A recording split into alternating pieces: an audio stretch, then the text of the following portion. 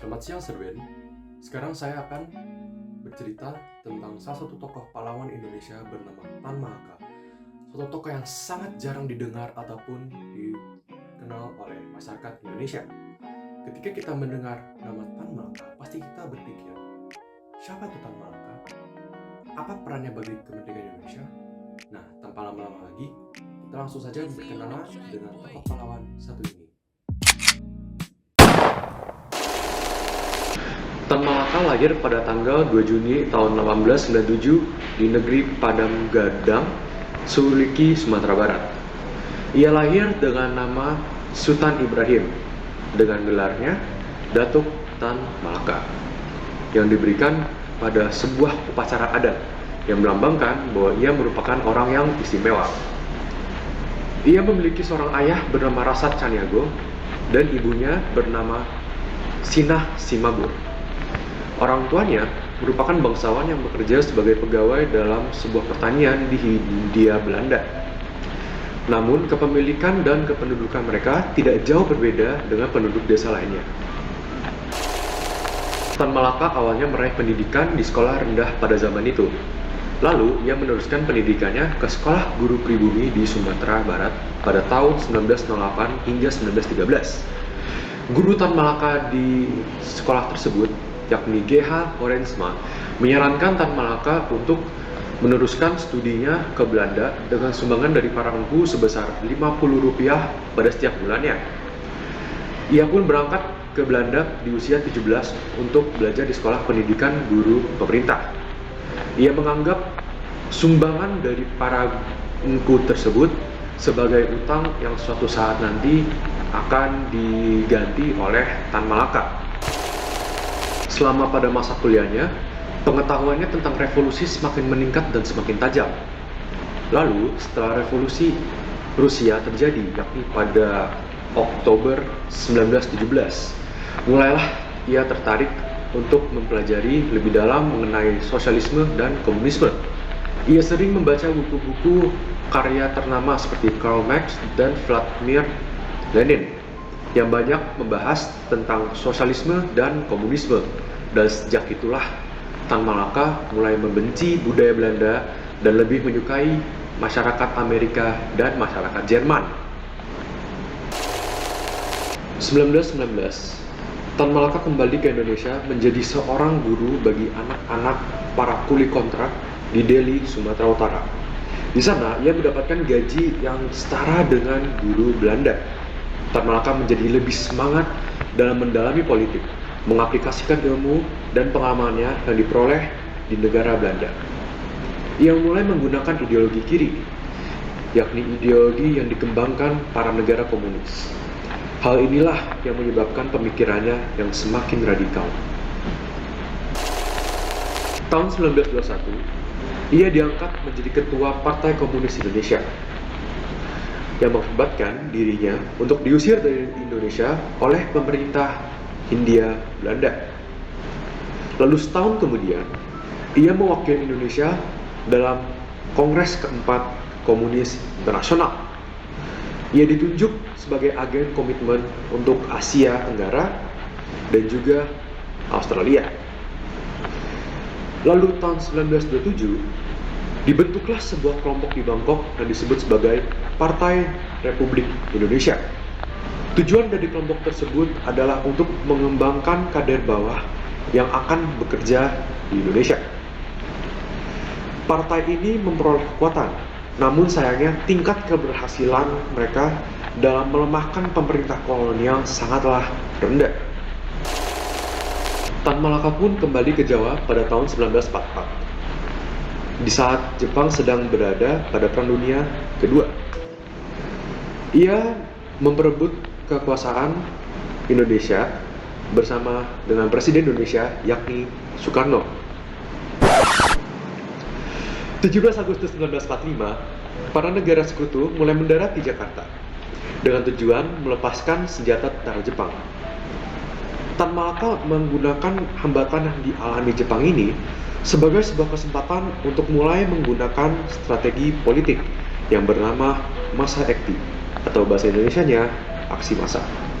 dengan arti perbuatan, pergerakan, dan perjuangan rakyat mereka yang dilakukan secara radikal dan revolusioner. Namun, ia khawatir bahwa sekutu akan mengetahuinya. Maka dari itu, ia membawa massa ke rapat raksasa di lapangan Ikada pada 19 September tahun 1945. Meskipun rapat raksasa dilarang oleh tentara Jepang, rakyat tetap mendatangi lapangan Ikada tanpa rasa takut. Selama rapat berlangsung, tentara Jepang melakukan penjagaan ketat dengan bersenjata lengkap agar tidak terjadi pertumpahan darah. Tanggal 7 November 1948, Tan Malaka bersama Cairo Saleh, Soekarno, dan Adam Malik membentuk sebuah partai politik yang bernama Partai Murba dengan tujuan untuk mempertahankan dan memperkuat kemerdekaan bagi Republik dan rakyat agar sesuai dengan dasar dan tujuan proklamasi, yakni mencapai rakyat yang adil dan makmur. Lalu tanggal 12 November 1948, Tan Malaka pergi bersama pengikutnya menuju Kediri, dan kehadiran Tan Malaka di Kediri mendapat sambutan yang baik dari masyarakat. 21 Desember 1948, Tan Malaka menyampaikan pidatonya berisi seruan kepada rakyat agar tidak percaya pada kaum imperialis barat. Tidak perlu melakukan perundingan dan kemerdekaan akan diraih hanya dengan mengangkat senjata dan mengalahkan musuh. Mendengar pidato tersebut, lawan-lawan politiknya mulai curiga terhadapnya. Mereka berasumsi bahwa Tan Malaka sedang melakukan pemberontakan dengan cara meraih simpati rakyat. Pihak militer Jawa Timur juga merasa tidak senang atas apa yang telah diucapkan oleh Tan Malaka. Ia tidak setuju bahwa perang merupakan sebuah cara untuk meraih kemerdekaan. Saat Belanda menyerang Kediri dan berhasil menguasai kota tersebut, ia yang dikawal Mayor Sabarudin sedang bergerilya di daerah barat Sungai Berantas. Tanpa diketahui, di daerah itu juga terdapat markas Divisi 1 Gubernur Militer Jawa Timur di bawah Panglima Divisi Kolonel Suhartono. Ia beserta pengikutnya ditangkap dan ditembak mati dalam keadaan duduk dan terikat di desa Selopanggung, Kecamatan Senen, Kabupaten Kediri. Meski ia merupakan salah satu pendahulu komunis, ia tetap memiliki semangat nasionalisme yang tinggi. Tan Malaka mendapatkan gelar pahlawan nasional berdasarkan keputusan RI nomor 53 yang ditandatangani Presiden Soekarno pada tanggal 28 Maret 1963. Berikut adalah beberapa fakta unik tentang Tan Malaka. Yang pertama, latar belakangnya yang beragam. Ayahnya merupakan seorang guru agama Islam, sedangkan ibunya berasal dari keluarga Tionghoa. 2. Tan Malaka memiliki 23 nama samaran lainnya, seperti Elias Fuentes, Estacio Rivera, dan Alessio Rivera. 3. Ia juga dikenal sebagai seorang penulis yang produktif. Ia pernah menulis lebih dari 10 buku yang membahas tentang berbagai topik, termasuk ekonomi dan politik. Lalu yang keempat, ia pernah dipenjara minimal 13 kali, 11 kali di Indonesia, dan masing-masing sekali di Hong Kong dan Filipina.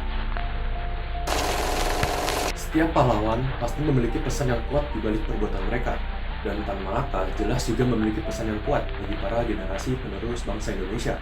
Yang pertama, berjuang mencapai kebenaran. Tan Malaka memperlihatkan betapa pentingnya berjuang untuk kemerdekaan Indonesia. Ia merebut kemerdekaan Indonesia meski dengan cara yang kurang berkenan, dan semua perjuangannya itu tidak dapat terwujudkan jika tidak berani mengambil risiko.